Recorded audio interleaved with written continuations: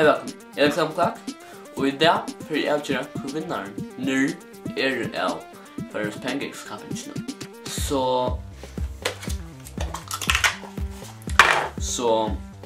ja, det får jag göra. Och nu får jag finna vinnarna. Mittlen 6 hållsers növne vill att trodde jag häpna vinnare. Det är folk som har rätt bär för YouTube och Facebook. Och det är spännande. Nu. Nummer 1. StatueOfDumbledore. Det är sikkert en från YouTube. Och nummer 2 är Paulina Bieber. Bieber-fan, tydliga.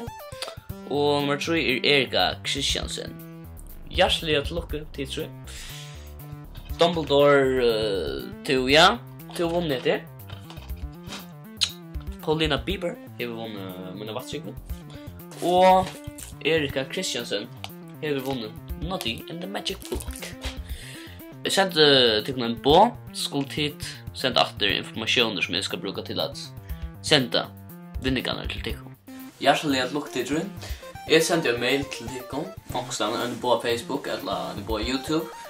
För jag finner ut av vad jag tycker adresser så jag kan sända vinnarna till dig. Hjartaliga tillukku. Tack för det.